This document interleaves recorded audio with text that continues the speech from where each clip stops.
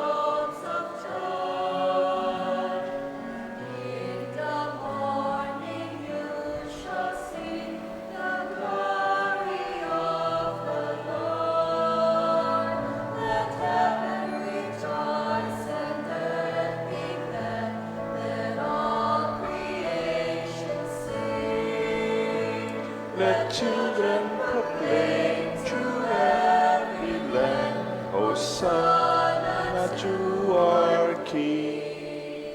In the name of the Father, and of the Son, and of the Holy Spirit, Amen. the Lord be with you. And with your spirit. Good evening po. Good evening po, Among. Today, we open the Holy Week with the Passion Sunday. We also call it Palm Sunday. If anyone brings palms, we will bless them after the Mass. And my dear friends, let us dispose ourselves meaningfully to celebrate this Mass and ask the Lord to forgive us for the times that we have been unfaithful to our commitment and love to Him.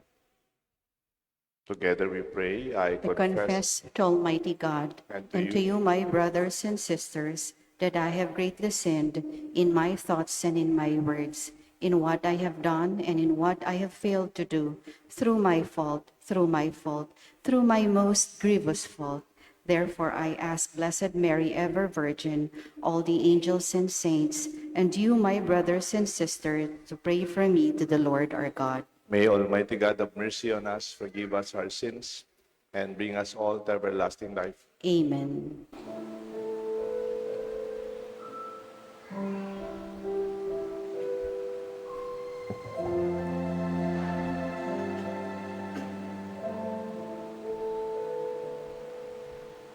Ikaw na nag-aalis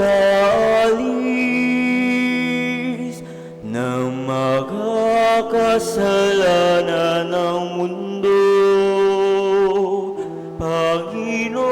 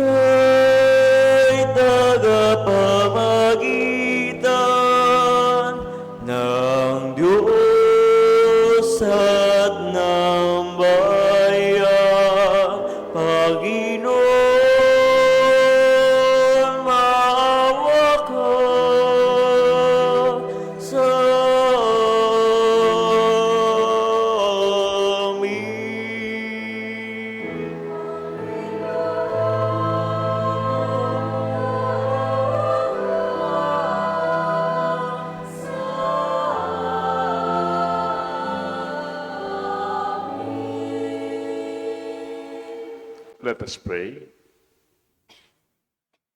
Kindly remember your prayer, your personal intention. Almighty ever-living God, who as an example of humility for human race to follow, caused our Savior to take flesh and submit to the cross, graciously grant that we may heed his lesson of patient suffering and so merit a share in his resurrection.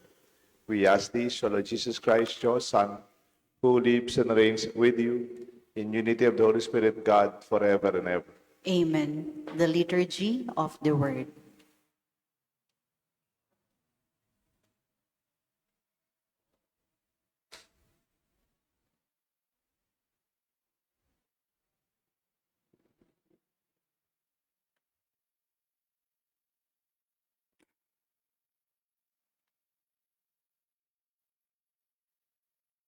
A reading from the book of the prophet Isaiah.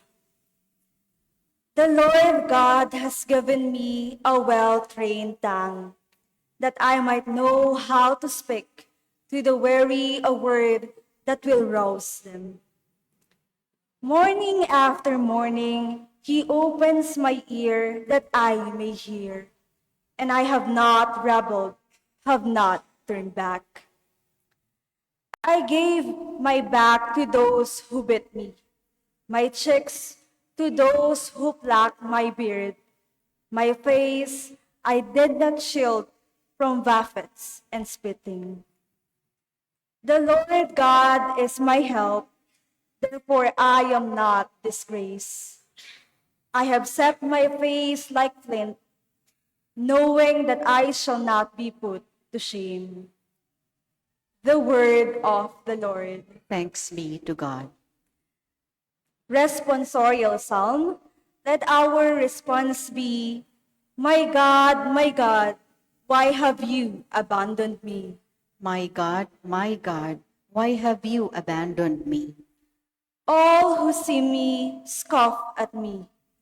They mock me with parted lips, they wag their heads. He relied on the Lord. Let him deliver him. Let him rescue him if he loves him. My God, why have you abandoned me? Indeed, many dogs surround me. A pack of evildoers closes in upon me. They have pierced my hands and my feet. I can count all my bones. My God, why have you abandoned me? They divide my garments among them, and for my vesture they cast lots. But you, O Lord, be not far from me. O my help, hasten to aid me. My God, why have you abandoned me? I will proclaim your name to my brethren. In the midst of the assembly, I will praise you. You who fear the Lord, praise him. All you descendants of Jacob, give glory to him. Revere him, all you descendants of Israel. My God, why have you abandoned me?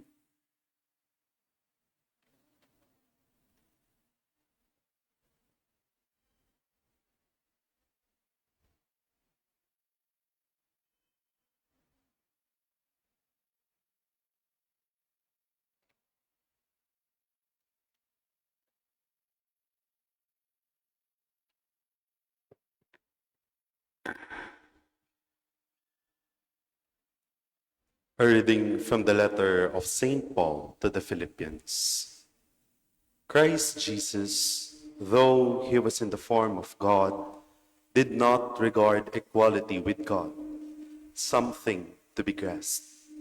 Rather, he emptied himself, taking the form of a slave. Coming in human likeness. And found human in appearance, he humbled himself, becoming obedient to the point of death, even death on a cross. Because of this, God greatly exalted him and bestowed on him the name which is above every name, that at the name of Jesus every knee should bend, of those in heaven and on earth and under the earth, and every tongue confess that Jesus Christ is Lord, to the glory of God the Father. The word of the Lord. Thanks be to God. Let us all stand in honor of the Holy Gospel.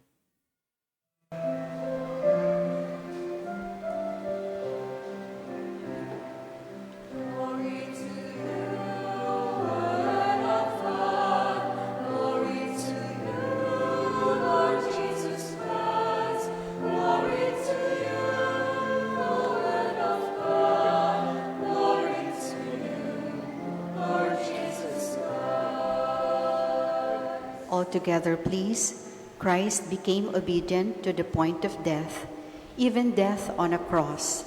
Because of this, God greatly exalted him and bestowed on him the name which is above every name.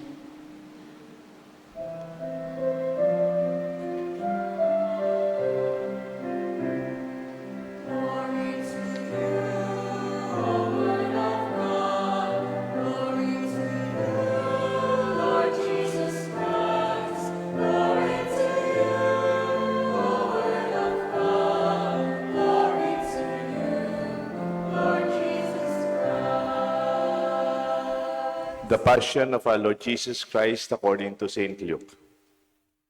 The elders of the people, chief priests and scribes, arose and brought Jesus before Pilate. They brought charges against him, saying, We found this man misleading our people. He opposes the payment of taxes to Caesar and maintains that he is Christ, a king. Are you the king of the Jews? He said to him in reply. You say so. Pilate then addressed the chief priests and the crowds. I find this man not guilty. But they were adamant and said, He is inciting the people with his teaching throughout all Judea, from Galilee where he began even to here. On hearing this, Pilate asked if the man was a Galilean, and upon learning he was under Herod's jurisdiction, he sent him to Herod, who was in Jerusalem at that time. Herod was very glad to see Jesus.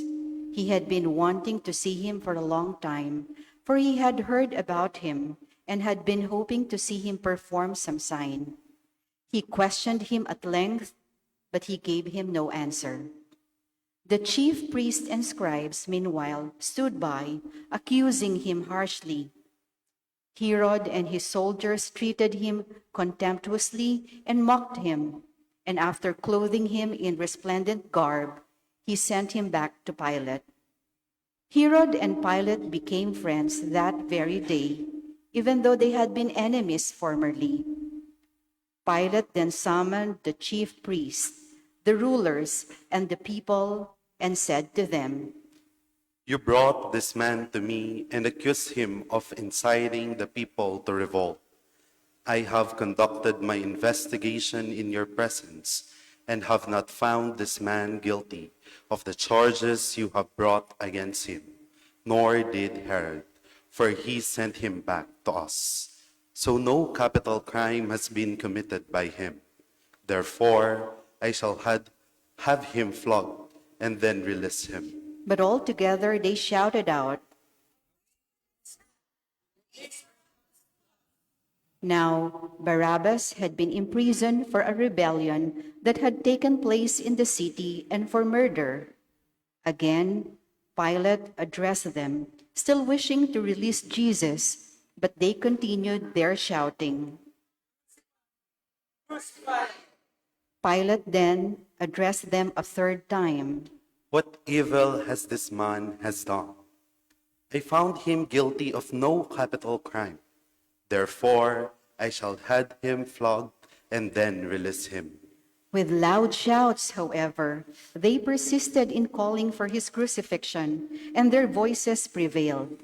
The verdict of Pilate was that their demand should be granted. So he released the man who had been imprisoned for rebellion and murder, for whom they asked, and he handed Jesus over to them to deal with as they wished. As they led him away, they took hold of a certain Simon, a Cyrenian, who was coming in from the country, and after laying the cross on him, they made him carry it behind Jesus. A large crowd of people followed Jesus, including many women who mourned and lamented him. Jesus turned to them and said, Daughters of Jerusalem, do not weep for me. Weep instead for yourselves and for your children. For indeed the days are coming when people will say, Blessed are the barren, the wombs that never bore, and the breasts that never nursed. At the time people will say to the mountains, Fall upon us, or to the hills, cover us. For if these things were done when the wood is green, what will happen when it is dry? Now, two others, both criminals, were led away with him to be executed. When they came to the place they called the Skull, they crucified him and the criminals there, one on his right, the other on his left. Then Jesus said, Father, forgive them. They know not what they do. They divided his garments by casting lots. The people stood by and watched. The rulers, meanwhile, sneered at him and said,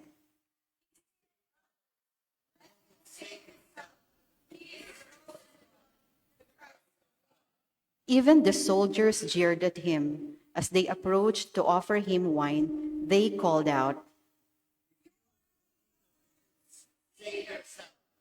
Above him, there was an inscription that read, This is the King of the Jews. Now one of the criminals hanging there reviled Jesus, saying, Are you not the Christ? Save yourself and us. The other, however, rebuking him, said in reply, Have you no fear of God? For you are subject to the same condemnation. And indeed, we have been condemned justly, for the sentence we receive correspond to our crimes. But this man has done nothing criminal.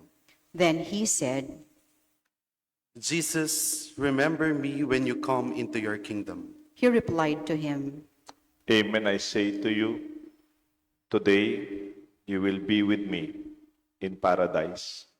It was now about noon, and darkness came over the whole land until 3 in the afternoon because of an eclipse of the sun. Then the veil of the temple was torn down in the middle. Jesus cried out in a loud voice, Father, into your hands I commend my spirit. And when he had said this, he breathed his last. Please kneel.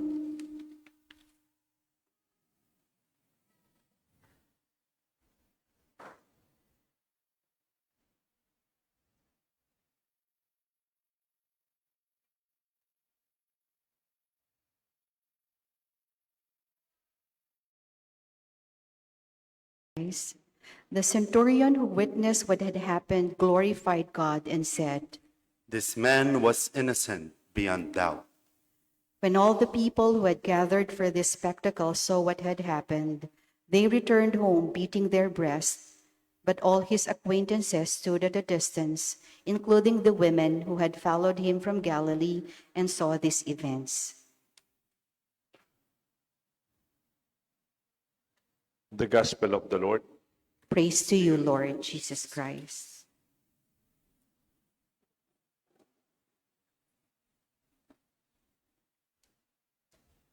In the name of the Father, the Son, the Holy Spirit.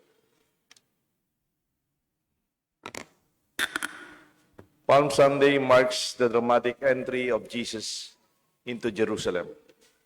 The crowds welcome him with shouts, Hosanna, with palm branches, celebrating his entry into Jerusalem and celebrating him as their king. But the same crowd, after a few days, as they were shouting, Hosanna, Hosanna, the same crowd, after a few days, because in Jerusalem there are not as much as many population as we have them today. They are the same people who are shouting, crucify him, crucify him. Maybe we also experience Pilate's dilemma. What is Pilate's dilemma? Deep inside in his heart, he knew that Jesus was innocent. He investigated him. He questioned him. And in 3 times in the gospel, he said, this man is innocent. I find nothing wrong, nothing criminal in what he has done that deserves crucifixion. And yet, though he knew inside him, in his mind, in his heart, out of conscience, this man is innocent. And yet, he allowed the loud shouts, the jeers, and the pressure of the crowd to influence him. He allowed the crowd, the mob, to take over. Ang tawag dyan yung the bandwagon or the crowd mentality. Following popular influencers or viral yung mga content. Pag maraming nagsasalita sa ganito, naniniwala na tayo. Kahit sa kalooban natin, alam natin, hindi tama. Parang sa opisina. Ba't mo ginagawa yan? Hindi tama yan. Ginagawa naman ng lahat eh. Everybody's doing it. We make it as an excuse for us to ride into this crowd mentality, the bandwagon, na sumasabay lang tayo. We do not stand for our own. As a leader, Pilate should have stand for what he believed. For 3 times he questioned, walang kasalanan ng taong ito. For us, nangyayari din po yan. Alam natin kung minsan ito yung tama, pero ito yung mas popular, mas maraming gumagawa. We don't use our conscience. We don't use our heart. We don't use our mind, our own intelligence. Kung meron po may palm sa inyo, may palmeras, may daladalang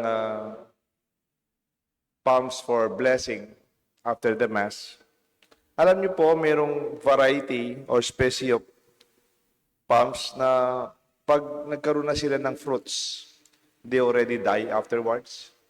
Yung buri palm and arenga palm, when they bear fruit, pag nagbunga na sila, they reach the completion of their life, they die. As if they are like Jesus. After giving everything that he has, he believed that the fruits of his preaching to his people, to the disciples and his followers were enough for them to bear fruit later on beyond him. He was ready to die. And I hope that we ourselves understand our fulfillment when we give ourselves fully for others. And when you say, I've done my part, then I find my fulfillment. Wala po kayong napansin. Yung mga martir like San Lorenzo Ruiz, meron silang palms. Parang araw-araw, Palm Sunday sa kanila. Kasi may dala silang palms. Oh. Another martyr sa Pilipinas, si San Pedro Calungsod, meron din siyang palm. Para bang parati silang Palm Sunday. Ano kaya ang kagustuhan nito? Ano kaya ang kahulugan nito? There are other saints, if you can choose, abroad. They're also bringing their own palms. Parang sinasabi ng mga martyrs, they did not let go of the palm they were bringing, that they welcomed Jesus in their life. They called Jesus as their Lord and proclaimed Jesus as their God. Hindi nila pinalitan ang kanilang paniniwala. Si Jesus ang kanilang tagapagligtas, si Jesus ang Hari at Diyos, at si Jesus ay tinanggap nila sa kanilang buhay. Let us bring our palms with us always. Hindi lang po pag Palm Sunday. Kung may palms po kayo dito, may palaspas po kayo, i-bless natin mamaya after the Mass. Pero sana sa bahay, sabit po ninyo. Huwag niyong itago. Nung bata ako, nilagay namin sa harapan ng aming bahay. Minsan, nasa pintuan. To say that this home welcomes Jesus. That in this home, Jesus is Lord. That in this home, Jesus is our God. And I hope that also rings truly in our life, the way these martyrs kept their palm until death. Let this be our reflection. Let this be our invitation for this Mass. In the name of the Father, and of the Son, and of the Holy Spirit. Amen. Together, we profess our faith. I believe in God, the Father Almighty, creator of heaven and earth, and in Jesus Christ, his only Son, our Lord, who was conceived by the Holy Spirit, born of the Virgin Mary, suffered under Pontius Pilate, was crucified, died, and was buried. He descended into hell. On the third day, he rose again from the dead. He ascended into heaven and is seated at the right hand of God, the Father Almighty. From there, he will come to judge the living and the dead. I believe in the Holy Spirit, the Holy Catholic Church, the communion of saints, the forgiveness of sins, the resurrection of the body, and life everlasting. Amen. Father, we come to you in prayer as we share in the passion of Jesus. May we also share in his consolation. For every prayer we shall answer through the passion of Christ, listen to our prayer. Through the passion of Christ, listen to our prayer. For the Pope, bishops, priests, and deacons, may they be true witnesses of the crucified Christ amidst poverty, suffering, illness, and rejection, we pray. Through the passion of Christ, listen to our prayer. For those who wish to govern our country, may they follow the example of Christ, who came not to be served, but to serve, and to give his life for the good of the people, we pray. Through the passion of Christ, listen to our prayer. For the Alay Kapwa program, may this be our way of responding to the challenges of restoring true justice and helping the weak and the needy, we pray. Through the passion of Christ, listen to our prayer. May those who continue to crucify Jesus by acts of violence against their brothers and sisters, may they be led to the road of repentance and atone for the evils they have done, we pray. Through the passion of Christ, listen to our prayer. Let us pray for the urgent concerns of our community and our personal intentions. Father, look tenderly on your children as we follow Christ in the joy of his entrance to Jerusalem, as well as in the pains of his sacrifice on Calvary. May we be worthy to enter your kingdom. We ask this through Christ our Lord. Amen. The Liturgy of the Eucharist.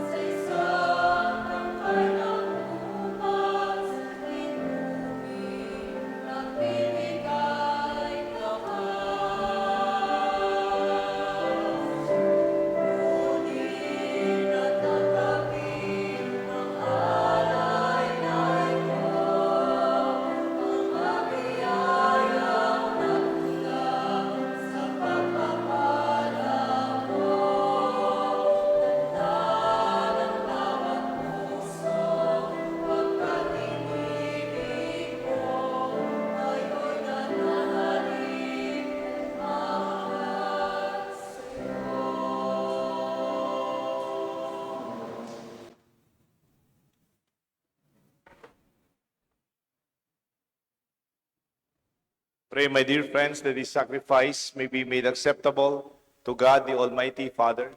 May the Lord accept the sacrifice at your hands for the praise and glory of his name, for our good and the good of all his holy church. Through the passion of your only begotten Son, O Lord, may our conciliation with you be near at hand, so that though we do not merit it by our own deeds, yet by this sacrifice made once and for all, we may feel already the effects of your mercy. We ask this through Christ our Lord. Amen. The Lord be with you. And with your spirit, Lift up your hearts. we'll lift them up to the Let Lord. us give thanks to the Lord our God. It is right and It is just. truly right and just, our duty, our salvation, always and everywhere to give you thanks, Lord, Holy Father, Almighty and eternal God, through Christ our Lord. For though innocent, he suffered willingly for sinners and accept unjust condemnation to save the guilty. His death was washed away our sins, and his resurrection has purchased our justification. And so with all the angels and all the saints, we praise you as in joyful celebration we acclaim.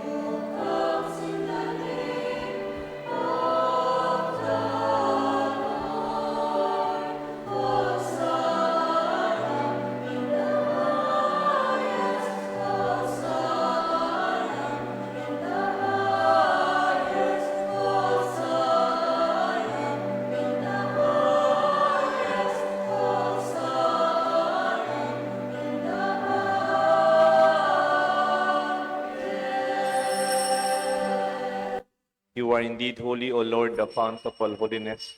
Make holy, therefore, this gift, we pray, by sending down your Spirit upon them like the dew fall. They may become for us the body and blood of our Lord Jesus Christ. At that time he was betrayed and entered willingly into his passion. He took bread and gave you thanks, broke it, and gave it to his disciples by saying, "Take this, all of you, and eat of it, for this is my body, which will be given up for you."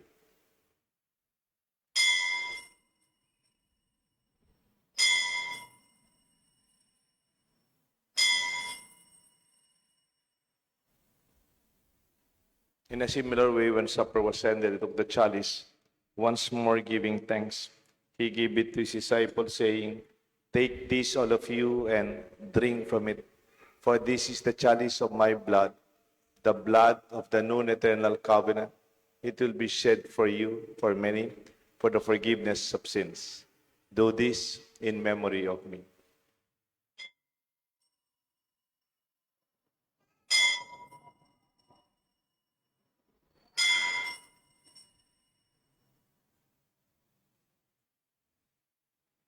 The mystery of faith.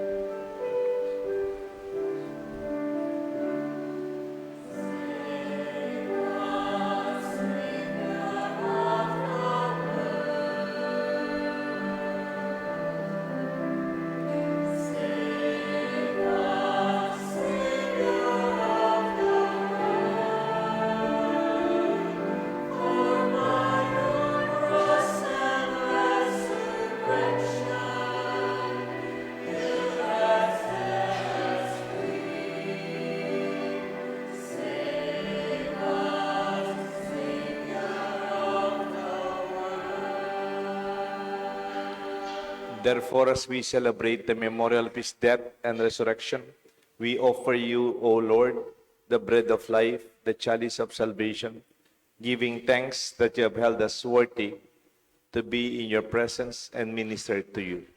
Humbly we pray that partaking of the body and blood of Christ, we may be gathered into one by the Holy Spirit. Remember, Lord, your church spread throughout the world. Bring her to the fullness of charity, together with Francis, our Pope, Laurentino, our Archbishop, and all the priests and all those who serve in our church, especially those who help us and serve in our community here at the Parish of Holy Cross. Remember our brothers, our sisters who have fallen asleep in the hope of the resurrection, and those who have died in your mercy. Welcome them into the light of your face. Have mercy on us, we pray. With the Blessed Virgin Mary, Saint Joseph, her faithful spouse, with the blessed apostles and all the saints who please you throughout the ages, we may merit to be co-heirs to eternal life and may praise and glorify you through your Son, Jesus Christ. Through him and with him and in him. O God, Almighty Father, the unity of the Holy Spirit, all glory and honor is yours forever and ever.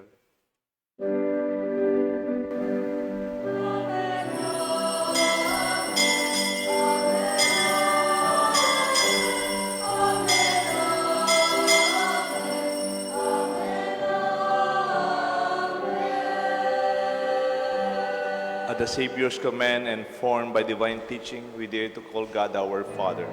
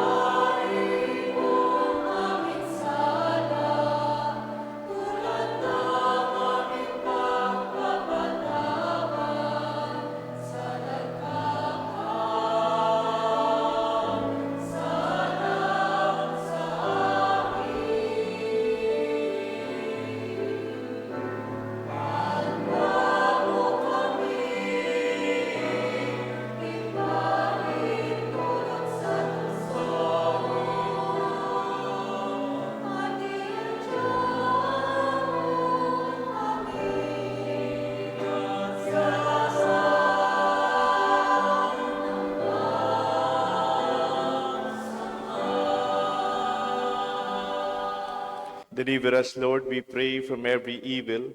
Graciously grant peace in our days, that by the help of your mercy, we may always be free from sin and safe from all distress, as we await the blessed hope, the coming of our Savior, Jesus Christ. For the kingdom, the power, and the glory are yours, now and forever. Lord Jesus Christ, you said to your apostles, I leave you peace, my peace I give to you. Look not on our sins, but on the faith of your church, and grant us the peace and unity of your kingdom, where you live forever and ever. Amen. The peace of the Lord be with you always. And with your spirit. We greet each other with a sign of peace. Peace be with you.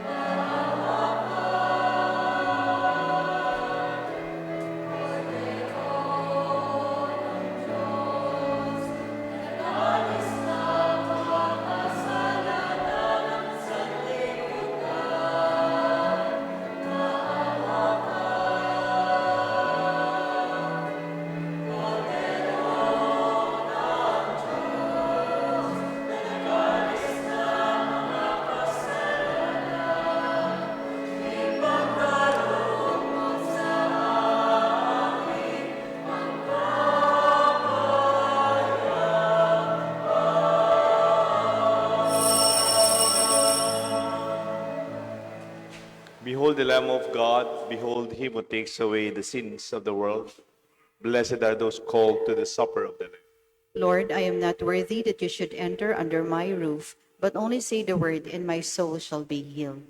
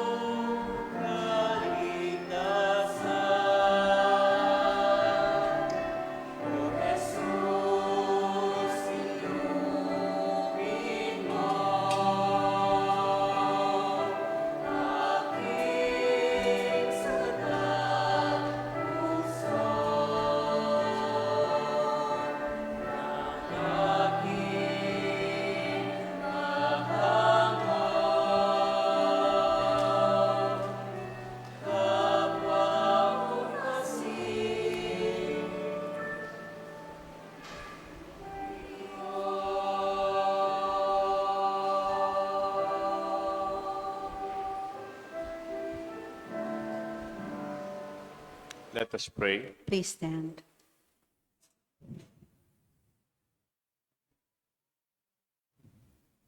Nourished with these sacred gifts, we humbly beseech you, O Lord, that just as through the death of your Son, you have brought us to hope what we believe, so that his resurrection may lead us to where you call. We ask this through Christ our Lord. Amen. Dapat meron tayong second collection ngayon for Alay Kapwa, Palm Sunday. Dahil hindi po nakaready ang ating mga collectors, next Sunday na lang. So we prepare for second collection on Easter Sunday for Alay Kapwa. Amen? Amen. Bukas po, Lunes Santo na, the beginning of Holy Week. Every day, Monday, Tuesday, and Wednesday, we will have guests, deacons, who will be sharing with us their different reflections on our theme at assigned every day. I will be celebrating the Mass, of course. I hope you can join us in our reflections. Huwebes Santo, meron din po tayong alas 3 na salubong ng Cordero. And then by 4 o'clock, we will be having our Last Supper, or the Eucharist Mass, the Last Supper Mass, and the washing of the feet on that Huwebes Santo afternoon.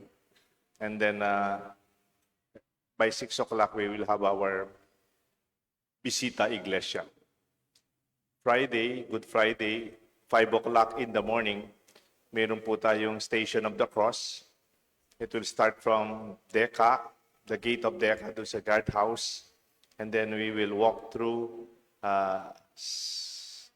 San Antonio de Padua or Margot.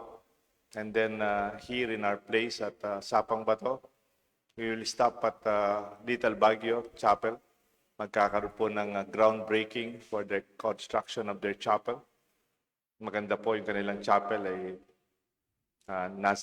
Nazareno, ang kanilang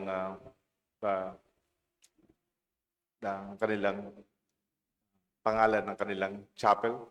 And from there, tutuloy po tayo dito sa parokya for the end of our Good Friday Station of the Cross. Siguro matatapos po yun mga alas 8 ng umaga.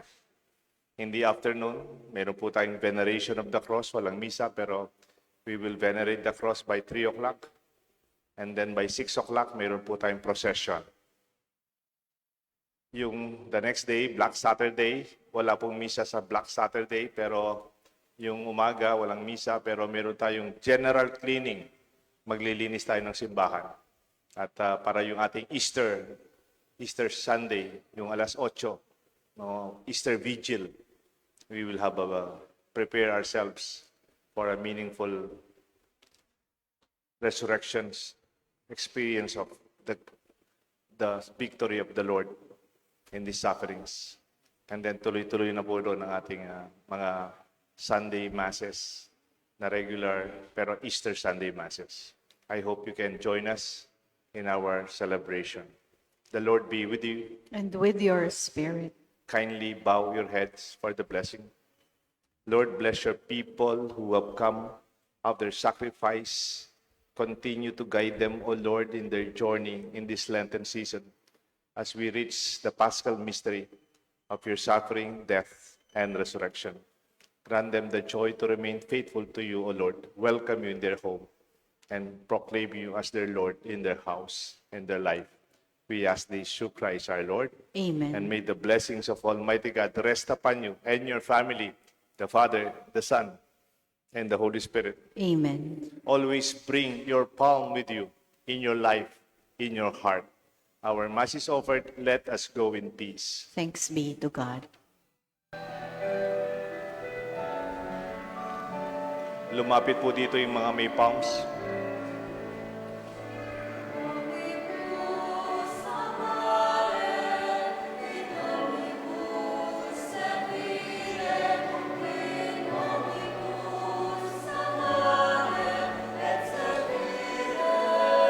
Wait.